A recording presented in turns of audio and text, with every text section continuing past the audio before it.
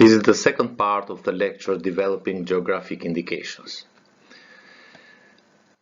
So, as we discussed before, there are several criteria we should use to identify the territory. We should identify also the product, its qualities that makes this product different from the others. But it's very important in building a GI to establish an organization that will manage the GI system. The organization is a very important element. As you know, GI is not a trademark that a company can register it. Its GI is property of community that produce this product. So the community of producers should be organized in order to manage this. So this organization that should be built, that should be established, has to support the GI at all its stages, starting from setting up the rules, we'll talk later about this, controlling processes, commercialization of the product.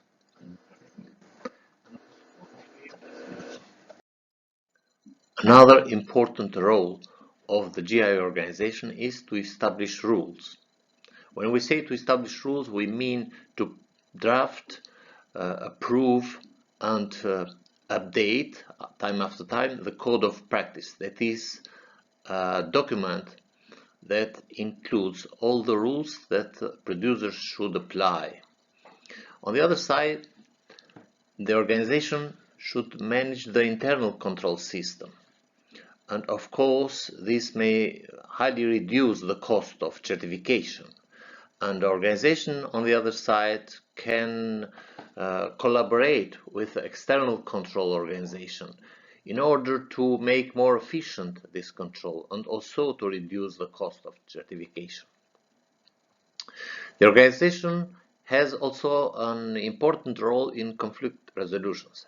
As far as we have to do with a great number of producers and also processors, time after time we may have disagreement between them, and it's the role of organization to manage this, to manage conflicts, to find solutions for every dispute the members should have. In the field of production, the organization should work to increase the quality of GI product by providing technical assistance and information, introduction of innovation and other improvements. Organization should manage some of production activities, could manage, as final processing, for example, classification, packaging, and especially marketing. But also it may reduce some costs, especially for small producers, through an organized and coordinated product research and development, through technical advice, through distribution information regarding marketing, different competitors in the market, etc. Another role of the organization. So the organization can increase the bargaining power of local producers in supply chain. The GI organization may become place for negotiations, structured negotiation on quality of the product and the price. It can elaborate marketing strategies, for example. It can develop collective actions for market research, for promotion. Another role is the coordination, representativity, and sustainability. The GI organization represents farmers in dialogue with external actors. It may facilitate access to producers, especially new producers who want to use GI protection scheme. Also, the organization should develop internal trust among producers. It also can make proposals for evolution, for changes, for adaptation in GI system towards new situation in economical, social and environmental sustainability. So, what is the organization structure we may suggest? Really, we cannot suggest a fixed model, but we should apply some rules. The main rules is that the organization should represent all stakeholders. And in some cases, we may have organizations that are very simple, as far as, let's say, producers are only one category, as farmers, for example, producing a product, and then a form of association is very suitable in this case, but could be a consortium, could be a group of representatives, especially in case we have different stakeholders, we have producers of raw materials, we have first processors, second processors. In this case, the management of our organization and the management of product is more complicated. Then we have to fit the structure with the best functioning of it. So let's go to next slide and see some models. In this figure, we see a model of the structure of organization. So we have in the first row the producers. These are producers. Okay. We have also in the second row processors that are very important element, first processors. We may have also second processors, also play an important role in developing of GI. We may have or not retailers, because retailers sometimes may stay away from GI for different reasons. They could be located out of the territory, and GI want to have a strong territory connection, so they are not interested to involve them, but they could be also part of the GI. It depends on the situation. Let's see an example. Here we have the organization of Gruyere, very known cheese. So we have two levels, level of supply chain, also in the professional body. So the members of the whole organization are here. So we see we have users, dairies here, or retailers here, but also retailers. But when we see how the interprofessional body, is the name of organization, is built, we see that we have an assembly when we have representatives from producers. So we have 20 producers. All the producers, we have dairies representing 90 dairies. We have 10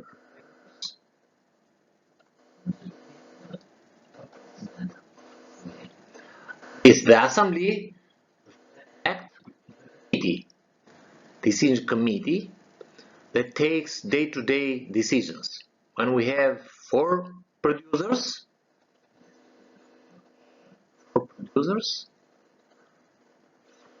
assembly, four dairies, and president. See this structure, one of groups in the value chain has the dominance near in assembly in. So the decision making is made through a compromise between different groups of the organization. One of the main tasks of the organization is to draft, approve and then, when it is necessary, to revise the Code of Practice.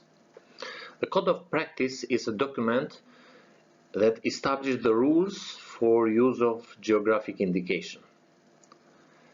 Its elaboration is a very important step leading to a voluntary standard or specifications with which local producers who want to use the GI have to comply with. The definition of common rule is the core of GI process. So it's a key step that should be addressed with attention. The rules listed in a document that is called Code of Practice is simply the standard of the production. The rules should be listed and written in a simple way, easily understood by all people that are involved in this GI. They should be clearly specify the quality of the product, specific quality of the product. Those rules should help to identify and guarantee the specificity. And of course, this rule should be discussed with all concerned producers. Does mean we should agree with most of farmers involved or stakeholders involved to respect these rules. The main content of the Code of Practice is structured with following chapters. Apart the name of the product, we have description of the product, we have ingredients and raw materials we use for this product, we have definition of the process, demonstration of specific quality linked to geographic origin, we have definition of the production area, we have name of product and labeling rules, and also we have control plan. I'm giving now an example to see how Code of Practice looks like. So I'm giving an example with a goat meat kid from Hasi goat breed in Albania. So in this Code of Practice we have this structure, name of product and product description, territory of the product, method of production, product quality, and the control plan. So the first chapter, it's just a row, it's a Hasi goat kit, the name of the product. We should take care about the name. Apart linking the name with a territory, we should avoid generic names like meat, cheese, ham, etc. that are not specific. And then we have product description. Normally what we describe in this product description is what makes this product specific. So the description is simple. In this case, the meat produced under this GI should be from goat kids with age from 3 to 6 months with a weight of carcass 10 to 18 kilos and a short description of the color uh, and other organoleptic characteristics of this production. Another important chapter of the Code of Practice is territory. In let's say half page, 1 or 2 paragraphs, we describe which is the territory, which are limits of the boundaries of the territory. So in this case, we have one side is mountain, then we have a lake, we have a border with another country, so it's easily defined. But also we should take care when we describe the territory to territorial units, administrative units, to describe also them carefully. So when you have a list of villages, that are part of this GI. Important chapter of Code of Practice is Proof of Origin. Here we should describe how we guarantee consumers for the origin of the product. So in this chapter we should describe, let's say, the way we guarantee the origin of animals, year tagging, registering them, in which age, what kind of documentation we keep, this inventory of suitable animals on the farm, uh, a register of slaughtered animals in a slaughterhouse. So we should describe who is taking care for this registration, what kind of documents we keep, and which are authorities that may inspect these documents.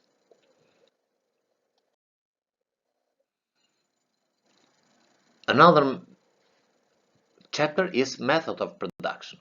Here is where we describe carefully other specifics of the product. The method of production sometimes is a very important one. It makes the product very specific. In this case, a specific element is the time animals pass in pastures. So, for these animals, traditionally, pasturing period is very long one. So they may stay inside the barn only for 60 days in the worst winter possible. Otherwise, they will pasture even in winter, even when it is snow. So, in this code of practice, this is mentioned clearly that the number of days when we avoid pasturing are maximum 60 days. Then we should explain how is managed mating system, um, how we guarantee the food, kind of structure of the food we use, some rules to respect, especially for the concentrate, etc. Then we describe how we feed kids, what kind of rules and standards we apply in this case, specifically what we do differently by other areas or by other breeds. In this subchapter of Code of Practice, we explain how we feed goat kids. We give attention to some specifics, like for example that use of powder milk or other milk replacements is not allowed, or the hay and other ravage in the second month of their life, or pasturing of goat kids should start no later than the age of 45 days. So this element, even looks very simple, are important for the code of practice because we guarantee in this way the specificity of this product.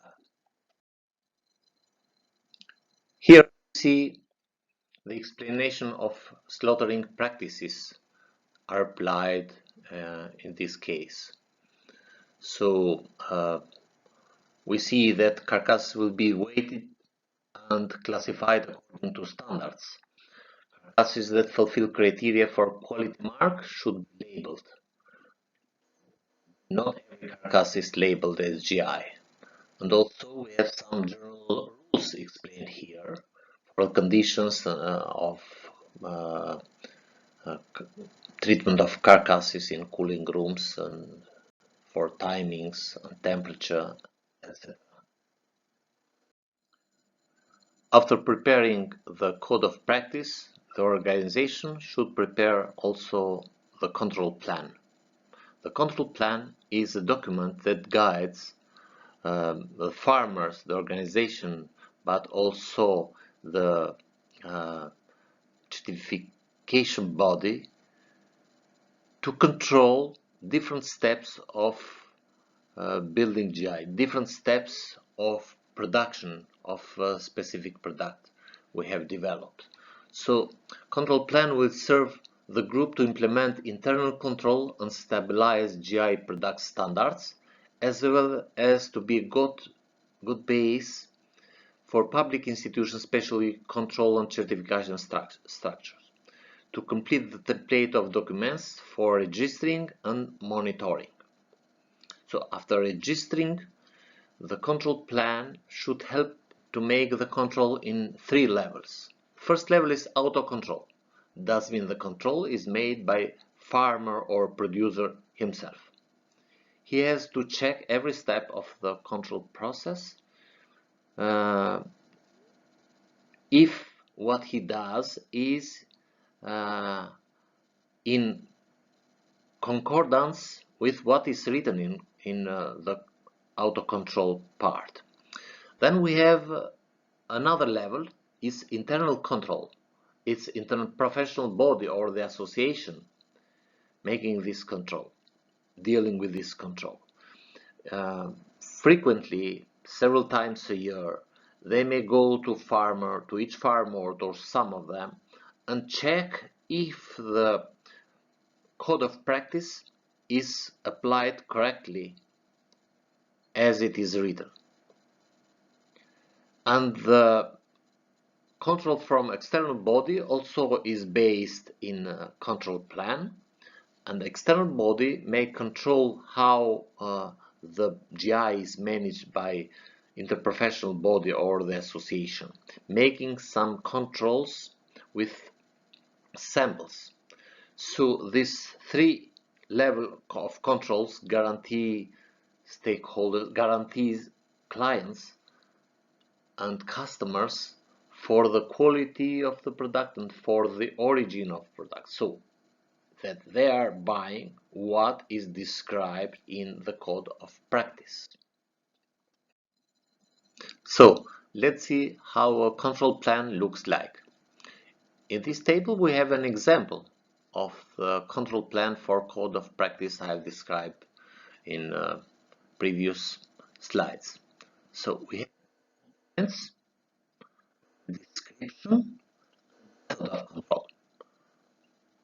For the age of slaughtering, we have the rule that this slaughtering age should be 3 to 6 months. Method of control is that before slaughtering, in slaughterhouse, should be controlled the animal register book. When the animal is born, they should check these documents, they should check the ear tag and certify that the criteria are respected. The same for other criteria, for the weight, for meat carcass, etc. So this is shortly how we build a GI, starting from identifying the product, specific characteristics of this product, then we go through defining the boundaries of the territory and find how this territory link with the product. Then we build the organization that will manage GI, and then we prepare the code of practice, and at the end the plan of control in order to control the application of GI according to code of practice. So for more information and more details you may use these resources. Thank you very much.